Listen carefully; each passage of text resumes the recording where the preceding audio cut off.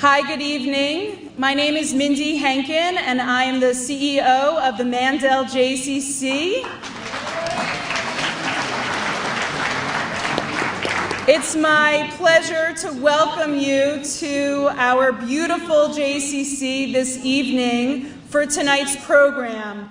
The JCC is very proud to partner with all the agencies that are listed on your program for tonight's event.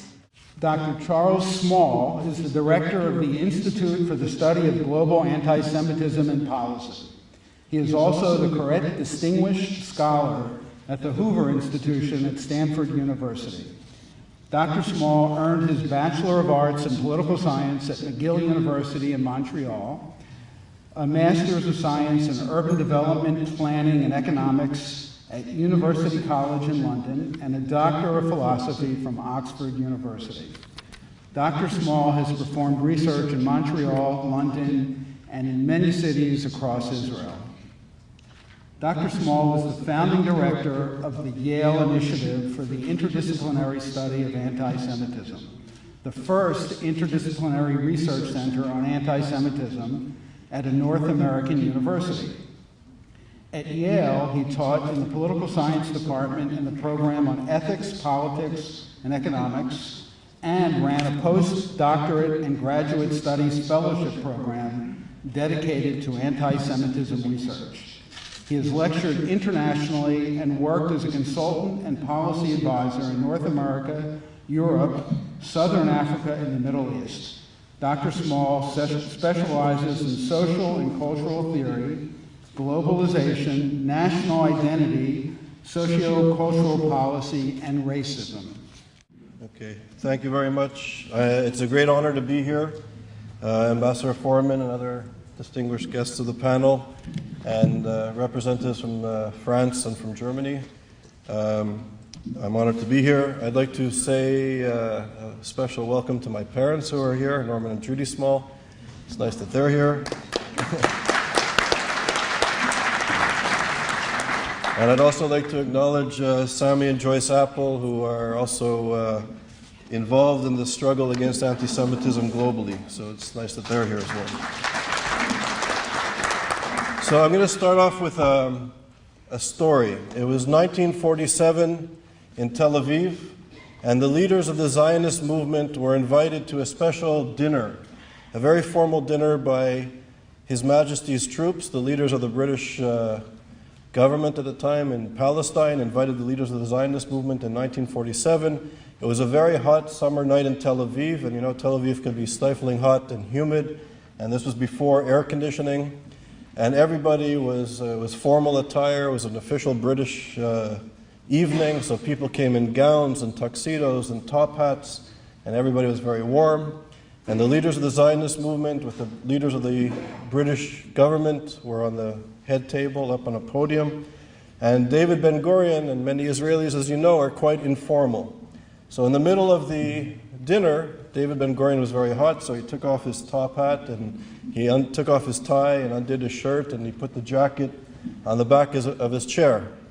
And the governor was turning all sorts of colors. He was very upset, and he wrote a note very angrily, and he gave it to his assistant, and the assistant marched over to Ben-Gurion, and Ben-Gurion opened the note, and the governor said that this is an international travesty, this is a diplomatic, this is going to be a diplomatic problem, and that you have to put your formal attire back on immediately because this is a great insult to His Majesty. So Ben-Gurion wrote back, "It's okay, Winston Churchill said it's fine." He gave it back to his assistant, and the assistant gave it to the governor, and when the governor read this, he became even more disturbed and upset, and he was red.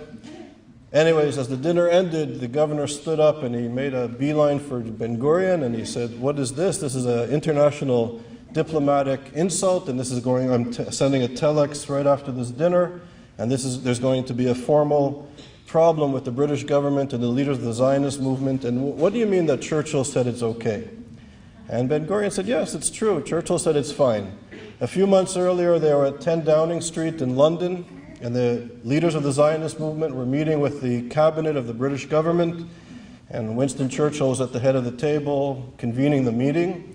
And in the middle of this meeting, it was an unusually warm spring day in London, so Ben-Gurion undid his tie and opened his shirt up a bit and put the jacket on the back of his chair. And Winston Churchill turned to him and he said, "I don't give a damn what you do in Palestine, but here you put your jacket and tie on immediately."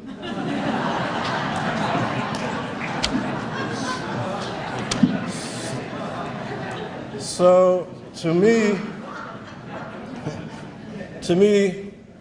this reminds me of the way the Jewish people used a little bit of chutzpah and creativity to survive. And we've used education and our capacity to think to survive, and not only to survive, but to do well when societies permitted us to do well. And I would say to you that today, in the words of Elie Wiesel, who's the president of our small research center, he said that today we're living in a time of a great urgency when he was speaking about anti-Semitism. And then he went on to correct himself, and he said, no, we're not living in a time of great urgency, we're living in a time of a great emergency. And this is what Elie Wiesel said in 2003. And he went on to say that he's never been so concerned about the rise of anti-Semitism since the end of the Holocaust. And coming from Elie Wiesel, who is a scholar, and I think he sort of exudes the humility and wisdom in the great rabbinical traditions, I don't think he's an alarmist. He's a serious, rational thinker. And this was in 2003, 11 years ago, when he said this. And I think that the message that we have to speak to as a community, I think this community has to stand up to the anti-Semitism, not just in the Middle East and not just in Europe, but the anti-Semitism that is here amongst us, in our communities, in our streets, in the finest institutions that this country has created. And I'm thinking in the universities, in the media of record, and yes, even in institutions of power and government. And we have to remember in a way that I don't think we should be ashamed, because we're not just parochial when it comes to anti-Semitism. We know in our history, in the history of anti-Semitism, that once this disease is unleashed on society, it affects not just the Jews.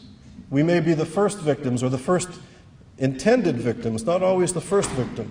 But once anti-Semitism is permitted to enter into society, into our universities, into our media, into our government, into mainstream popular culture and discourse, that this hatred begins with Jews, but it never, ever, ever ends with Jews.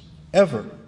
And this is the lesson that we as a community need to speak about, and those who claim to be liberal, and those who claim to be concerned about human rights, and those who claim to care about democratic principles and notions of citizenship need to take heed that we can't allow anti-Semitism to infect our societies, because this is a human rights issue.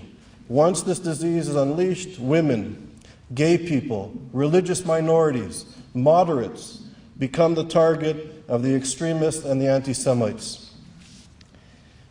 Today, we are witnessing Muslims are becoming the greatest victim of anti-Semitism, because we in the human rights community, and we in the media, and we in the intellectual community have remained silent while this radical, reactionary movement is gaining power throughout the Muslim world, but also in the Western world. And we are living in a moment where I think we've lost track of what's good and what's evil, and we need to speak out for the truth.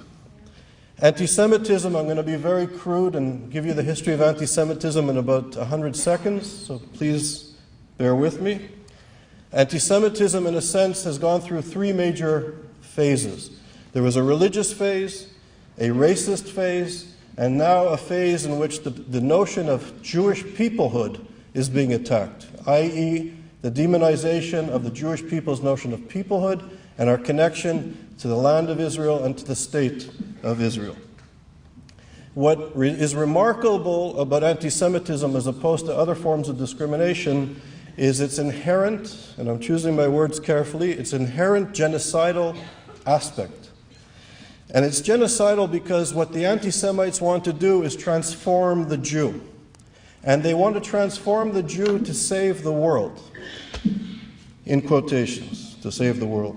So when religion was the dominant way of perceiving reality, the Jew was the quintessential other. The Jew was the group of people that committed deicide, that not only would not accept the Christian notion of the Messiah, but they were responsible in the eyes of some at various points for the death of the Messiah. And people believed that if the Jew was basically blinded by evil, that they couldn't see the truth, they couldn't see the light, and that they were blinded by evil, so they were shut off from anything good. But what was remarkable about this anti-Semitism is that people believed that the Jew had to be changed and transformed and accept the Christian notion of the Messiah in order to save themselves, but also in order to save the world. So the salvation of the world was bound up in the fate of the Jew. And we know what the results of this were, not just to the Jews, but to European society, to Christian society, that allowed this hatred to go unchecked. When the dominant way of perceiving reality was through the lens of race and ethnicity and of nation, Jews who lived in places and communities for many generations, for many centuries in some cases, suddenly found themselves to be the outsider again, but based on nation and race. So what people perceived the Jew was poisoning the purity of the white Aryan race, and this contaminant had to be removed. So unlike during the period of Christian domination, there was no way to convert your race because we were born, socially constructed notions were bound up in the way we were born, in our genetic composition, if you will. So the Jew had to be removed from society to save the white, pure race and the purity of the nation. Today, the demonization of Israel has, in some circles, not only brought upon jihadism. If you remember, I think the discourse is beginning to change, but there were people, I was thinking of a McGill University graduate named Mr. Brzezinski and other advisors to this administration, who believed that if only the stubborn Jews would change their policies, that this would somehow dissipate radical Islam and somehow dissipate jihadism and bring peace to the Middle East and peace to the world. So again, if only the Jew, the stubborn Jew, would change their policy, somehow miraculously world peace would break out in the Middle East and spread throughout the world. And this, in my view, is a form of anti-Semitism, the dehumanization, the demonization of Israel. So on the one hand, we have radical political Islam, and when I speak about radical political Islam, it's very important. I am not speaking about Islam, and I am not speaking about Muslims. I am speaking about a reactionary political force that is gaining strength in many Islamic countries, but also in Islamic institutions throughout the world.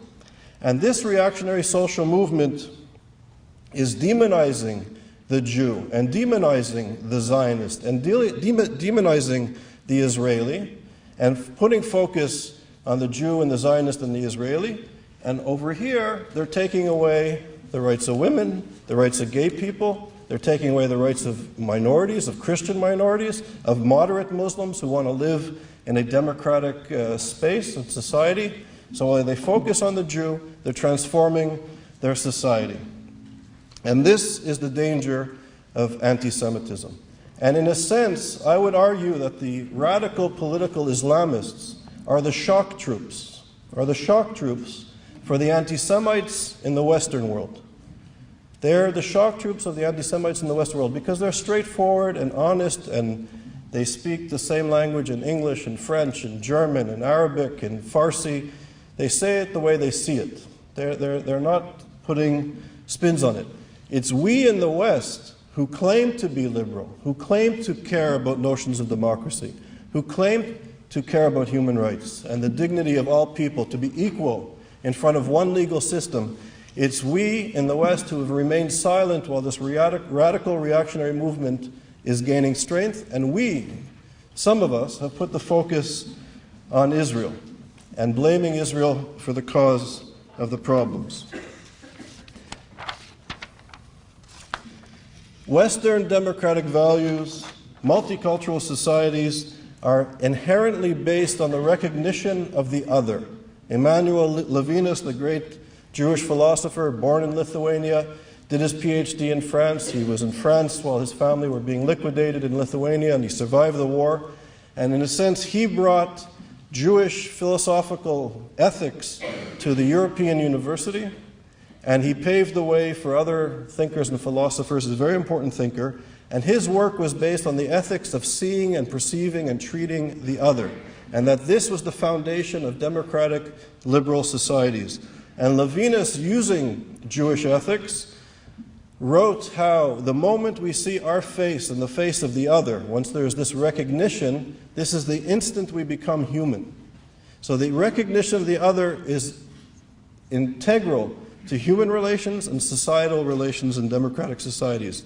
And philosophers, multiculturalism as a policy and as a theory and a philosophy comes out of Emanuel Levinas's work.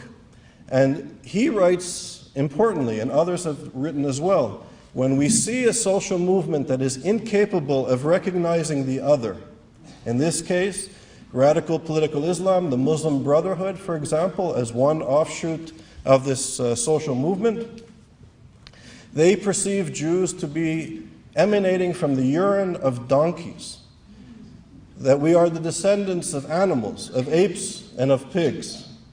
So it's impossible to negotiate, it's impossible to have a democratic society where there is this social movement that perceives the other as non-human.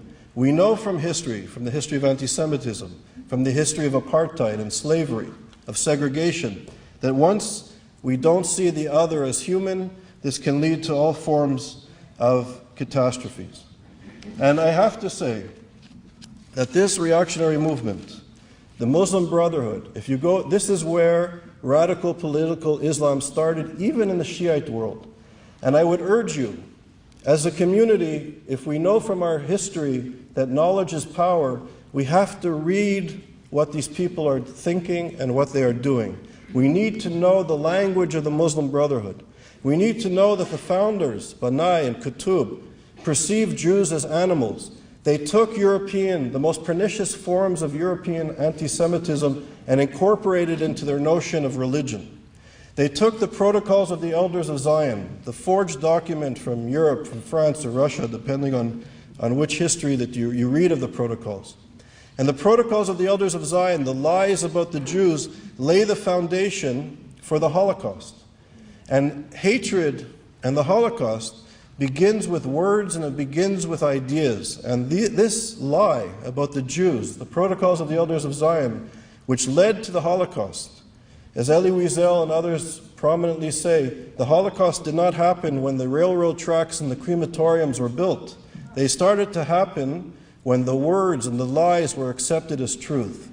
Today, the Muslim Brotherhood is the greatest purveyor of the protocols of the Elders of Zion. They've incorporated the protocols into their religious doctrine.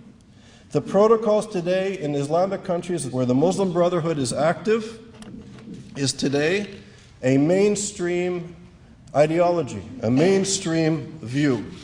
And we in the West, in Europe, in the United States, think that we can engage these Islamists because they're more moderate than ISIS or ISIL. They're more moderate than Al-Qaeda because they think through political processes they can come to power. They look down upon the beheading of ISIS and they think they can come to power through other means, through political means. But the goal and the ideology is the same. The root is the same.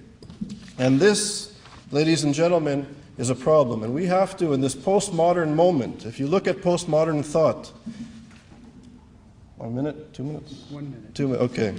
In this postmodern moment, when European philosophers wanted to go away from binary notions of we and they, of us and them, and we created this notion of postmodernity after World War II and after colonialism, that people like Edward Said and Michel Foucault championed the Iranian Revolution.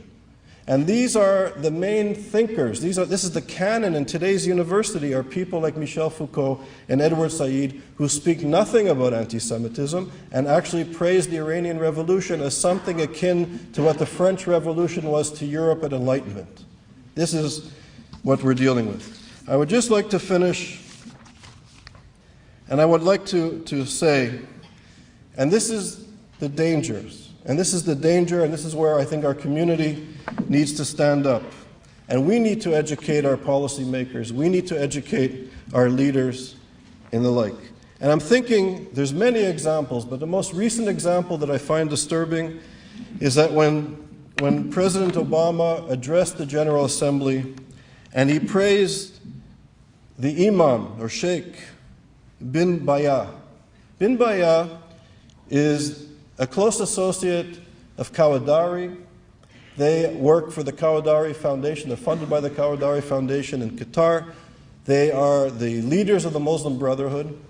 Kawadari literally praises Hitler's work and urges Muslims to finish the deeds of Hitler. These are direct quotes.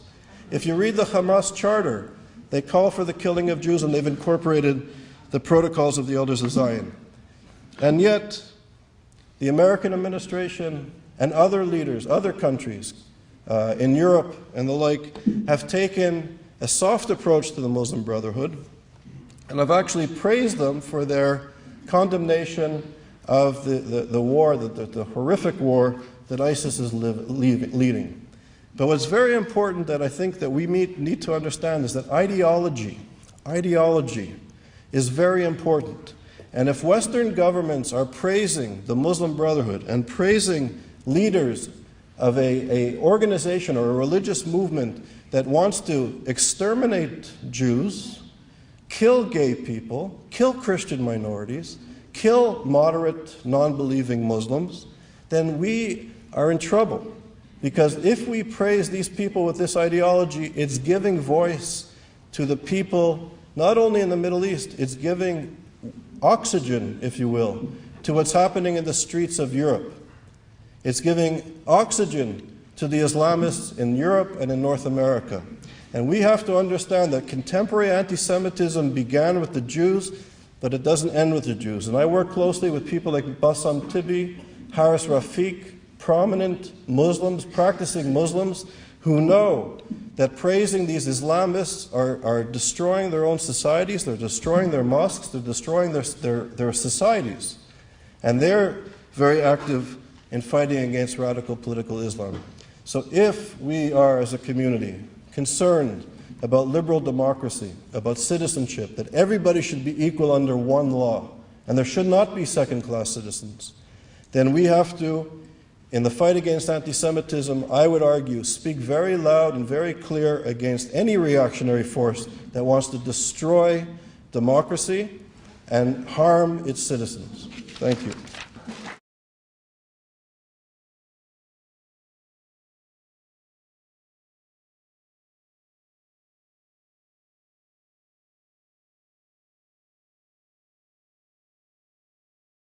Economics, and ran a postdoctorate and graduate studies fellowship program dedicated to anti-Semitism research. He has lectured internationally and worked as a consultant and policy advisor in North America, Europe, Southern Africa, and the Middle East. Dr. Small specializes in social and cultural theory, globalization, national identity, socio-cultural policy, and racism. Okay, thank you very much. It's a great honor to be here. Ambassador Forman and other distinguished guests of the panel, and representatives from France and from Germany. I'm honored to be here. I'd like to say a special welcome to my parents who are here, Norman and Judy Small. It's nice that they're here. And I'd also like to acknowledge Sami and Joyce Apple, who are also involved in the struggle against anti-Semitism globally. So it's nice that they're here as well. So I'm going to start off with a story. It was 1947 in Tel Aviv, and the leaders of the Zionist movement were invited to a special dinner a very formal dinner by His Majesty's troops, the leaders of the British government at the time in Palestine, invited the leaders of the Zionist movement in 1947. It was a very hot summer night in Tel Aviv, and you know Tel Aviv can be stifling hot and humid, and this was before air conditioning. And everybody was formal attire. It was an official British evening, so people came in gowns and tuxedos and top hats, and everybody was very warm. And the leaders of the Zionist movement with the leaders of the British government were on the head table up on a podium. And David Ben-Gurion and many Israelis, as you know, are quite informal. So in the middle of the dinner, David Ben-Gurion was very hot, so he took off his top hat and he took off his tie and undid his shirt, and he put the jacket on the back of his chair. And the governor was turning all sorts of colors. He was very upset, and he wrote a note very angrily, and he gave it to his assistant, and the assistant marched over to Ben-Gurion, and Ben-Gurion opened the note, and the governor's Hoover Institution at Stanford University. Dr. Small earned his Bachelor of Arts in Political Science at McGill University in Montreal, a Master's of Science in Urban Development, Planning, and Economics at University College in London, and a Doctor of Philosophy from Oxford University. Dr. Small has performed research in Montreal, London, and in many cities across Israel. Dr. Small was the founding director of the Yale Initiative for the Interdisciplinary Study of Anti-Semitism, the first interdisciplinary research center on anti-Semitism at a North American university. At Yale, he taught in the political science department in the program on ethics, politics, and